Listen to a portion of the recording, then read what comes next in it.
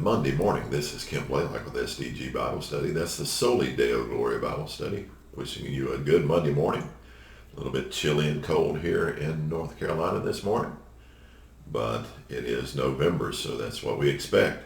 But this morning we will continue in our reading of God's Word in a blended fashion, but we will be in the entirety of the book of First Chronicles this morning, chapters 10 through 13. So four chapters to read this morning.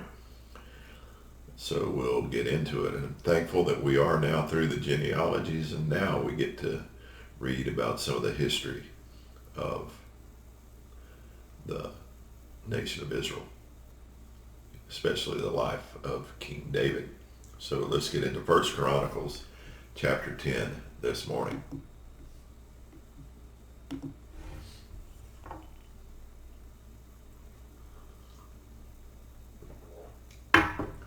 Now the Philistines fought against Israel, and the men of Israel fled before the Philistines and fell slain on Mount Gilboa.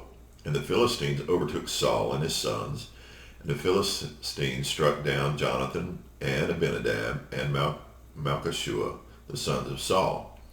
The battle pressed hard against Saul, and the archers found him, and he was wounded by the archers. Then Saul said to his armor-bearer, "Draw your sword and thrust me through with it, lest these uncircumcised come and mistreat me."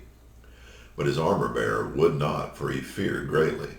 Therefore Saul took his own sword and fell upon it.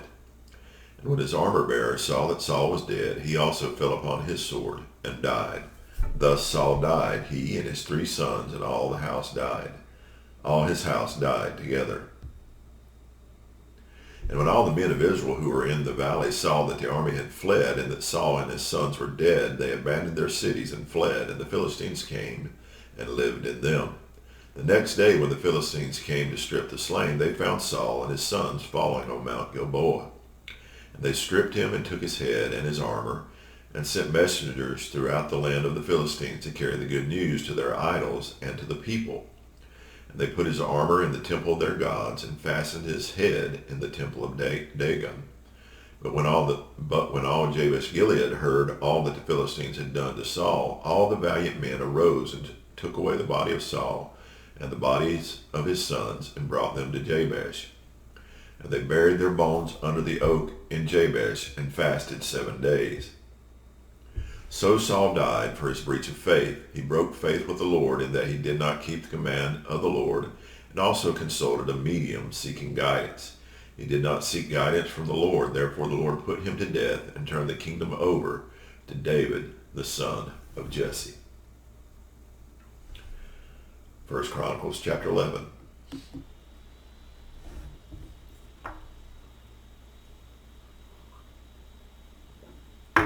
Then all Israel gathered together to David at Hebron, and said, "Behold, we are your bone and flesh.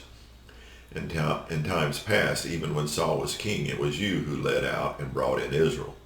And the Lord your God said to you, You shall be shepherd of my people Israel, and you shall be prince over my people Israel."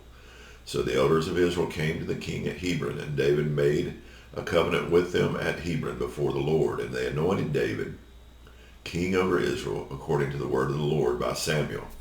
And David and all Israel went to Jerusalem, that is Jebus, where the Jebusites were, the inhabitants of the land. The inhabitants of Jebus said to David, "You will not come in here." Nevertheless, David took the stronghold of Zion, that is, the city of David. David said, "Whoever strikes the Jebusites first shall be chief and commander." And Joab, the son of Zeruiah, went up first, so he became chief. And David lived in the stronghold, therefore it was called the city of David. And he built the city all around from the Millo in complete circuit, and Joab repaired the rest of the city. And David became greater and greater, for the Lord of hosts was with him.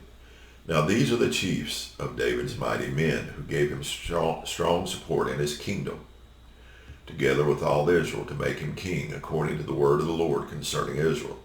This is an account of David's mighty men. Jashobeam, Hachmonite, was chief of the 3. He wielded his spear against 300, whom he killed at one time. And next to him among the 3 mighty men was Eleazar, the son of Dodo, the Ahohite. He was with David at Pas Dammim, when the Philistines were gathered there for battle.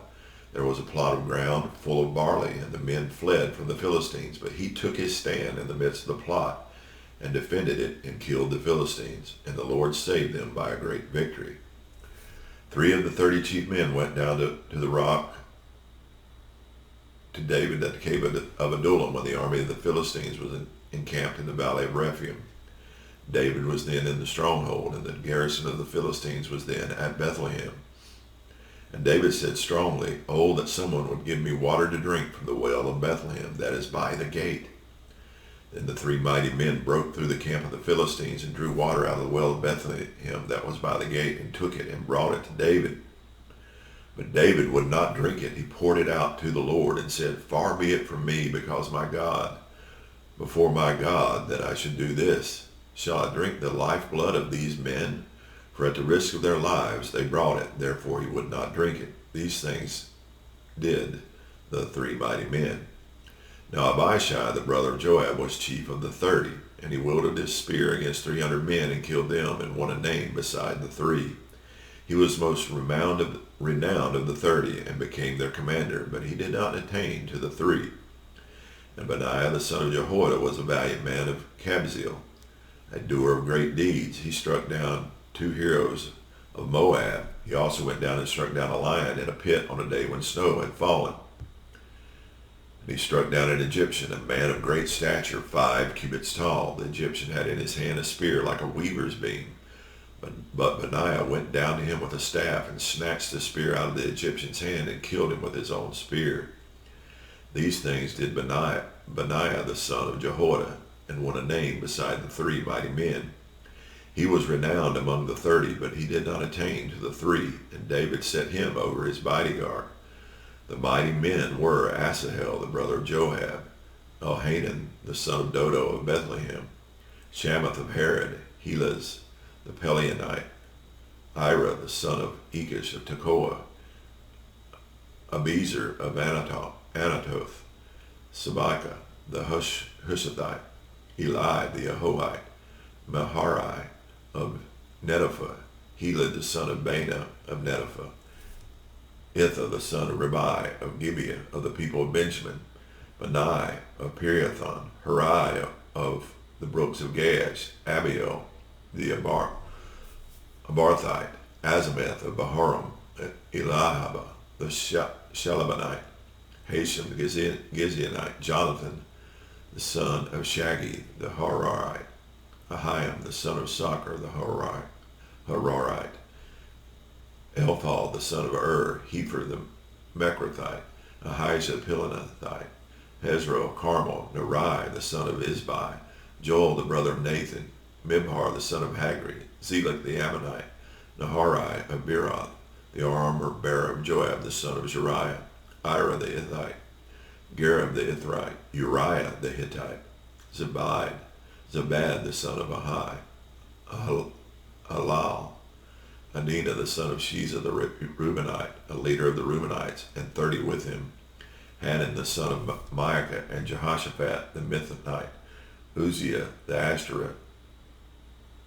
Asherathite, Shema, and Jael, the sons of Hotham, the Arorite, Jadiel, the son of Shimri, and Johah, his brother, the Tizite, Elal, the Mahavite, and Jerubai, and Joshabiah, the sons of Elnaam, and Ithma, the Moabite, Elil, and Obed, and Jasil, the Mezabite,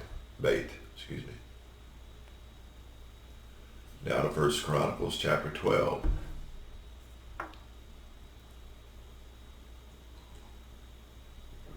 Now these are the men who came to David at Ziklag while he could not move about freely because of Saul the son of Kish. And they were among the mighty men who helped him in war. They were bowmen and could shoot arrows and sling stones with either the right or the left hand. They were Benjaminites, Saul's kinsmen. The chief was Ahaziah, then Joash, both sons of Shemaiah of Gibeah, also Jeziel and Pelet, the sons of Asmabath, Berakah, Jehu of Anatoth, Ishmael of Gibeon, a mighty man among the 30 and leader over the 30, Jeremiah, Jehaziel, Johanan, Jozabad of Gedera, Eluzai, Jeremoth, Belial, Shemariah, Shephatiah the Haruphite, Elkanah, Ishiah, Azrael, Joazar, and Jehoshabim the Korahites, and Joel and Zebediah the sons of Jehoram of Geder. From the Gadites there went over to David at the stronghold in the wilderness mighty and experienced warriors, expert with shield and spear, whose faces were like the faces of lions, and who were swift as gazelles upon the mountains. Ezer the chief, Obadiah second, Eliam third, and Mishmannah fourth, Jeremiah fifth, Attai sixth, Eliel seventh, Johanan eighth, Elzabad ninth, Jeremiah 10th, Machbanai 11th. These Gadites were officers of the army. The least was a match for 100 men, and the greatest for 1,000. These are the men who crossed the Jordan in the first month, when it was overflowing all its banks, and put to flight all those in the valleys to the east and to the west. And some of the men of Benjamin and Judah came to the stronghold to David. David went out to meet them and said to them, "If you have come to me in friendship to help me, my heart will be joined to you. But if you betray me to my adversaries, although there is no wrong in my hands, then may the God of our fathers see and rebuke you." Then the Spirit clothed Amasa, chief of the 30, and he said, "We are yours, O David, and with you, O son of Jesse. Peace, peace to you, and peace to your helpers, for your God helps you." Then David received them and made them officers of his troops. Some of the men of Manasseh deserted to David when he came with the Philistines for the battle against Saul. Yet he did not help them, for the rulers of the Philistines took counsel and sent him away, saying, "At peril to our heads he will desert to his master Saul." As he went to Ziklag, these men of Manasseh deserted to him: Adnah, Jozabad, Jediel, Michael, Jozabad, Elihu, and Ziliathai, chiefs of thousands in Manasseh. They helped David against the band of raiders, for they were all mighty men of valor and were commanders in the army. From day to day men came to David to help him, until there was a great army, like an army of God. These are the numbers of the divisions of the armed troops who came to David in Hebron to turn the kingdom of Saul over to him, according to the word of the Lord. The men of Judah bearing shield and spear were 6,800 armed troops. Of the Simeonites, mighty men of valor for war, 7,100. Of the Levites, 4,600. The prince Jehoiada of the house of Aaron, and with him 3,700. Zadok, a young man, mighty in valor, and 22 commanders from his own father's house.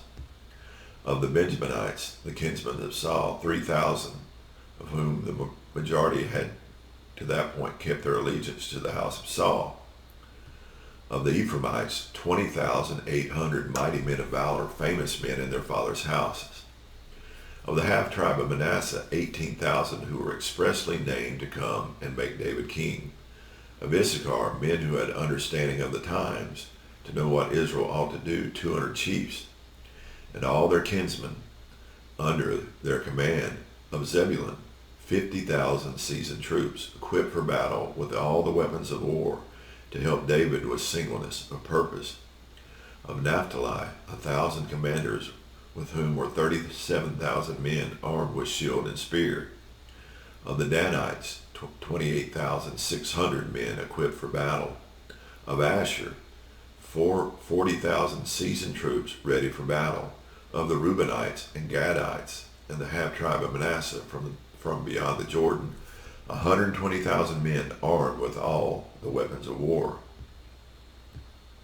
All these men of war, arrayed in battle order, came to Hebron with a whole heart to make David king over Israel. Likewise, all the rest of Israel were of a single mind to make David king. And they were with David for 3 days, eating and drinking, for their brothers had made preparation for them. And also their relatives from as far as Issachar and Zebulun and Naphtali came bringing food on donkeys and on camels and on mules and on oxen, abundant provisions of flour, cakes of figs, clusters of raisins, and wine and oil, oxen and sheep, for there was joy in Israel. 1 Chronicles chapter 13.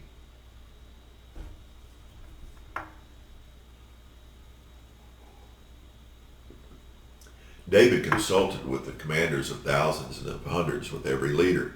And David said to all the assembly of Israel, "If it seems good to you and from the Lord our God, let us send abroad to our brothers who remain in all the lands of Israel, as well as to the priests and Levites in the cities that have pasture lands, that they may be gathered to us. Let us bring again the ark of our God to us, for we did not seek it in the days of Saul." And the assembly agreed to do so, for the thing was right in the eyes of all the people. So David assembled all Israel from the Nile of Egypt to Lebo-Hamath to bring the ark of God from Kiriath-Jearim.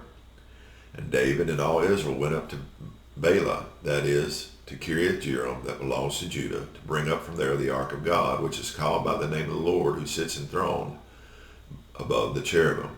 And they carried the ark of God on the new cart from the house of Abinadab, and Uzzah and Ahio were driving the cart. And David and all Israel were celebrating before God with all their might, with songs and lyres and harps and tambourines and cymbals and trumpets. And when they came to the threshing floor of Chidon, Uzzah put out his hand to take hold of the ark, for the oxen stumbled. And the anger of the Lord was kindled against Uzzah, and he struck him down because he put out his hand to the ark, and he died there before God. David was angry because the Lord had broken out against Uzzah. And the place is called Perez Uzzah to this day. David was afraid of God that day, and he said, "How can I bring the ark of God home to me?" So David did not take the ark home into the city of David, but took it aside to the house of Obed-Edom the Gittite. And the ark of God remained with the household of Obed-Edom in his house 3 months. And the Lord blessed the household of Obed-Edom and all that he had. And that's going to conclude our reading from God's Word this morning as we read these 4 chapters in 1 Chronicles. As we're now into the life of David, we see the mighty men coming to him, and then all the men of war coming to him, and then supporting him as king of Israel. And then David sending for the ark of God. And we remember the story from previous readings of Uzzah, who put out his hand and touched the ark, and God struck him dead. Some people say that's harsh on Uzzah, but God had given them strict commands on how to carry the ark of God. And it was supposed to be on 2 staffs, and carrying it that way. They had basically put it on a cart, and the oxen stumbled. Uzzah put out his hand, and God struck him dead. And now David's afraid to bring it into the city of David. But we will see him change his mind in the chapters to come. I hope you will join me tomorrow as we continue the reading of God's Word. We'll be in 1 Chronicles 14 and 15 and the book of Luke, chapter 1. Have a blessed day today. Give God the glory. Soli Deo Gloria.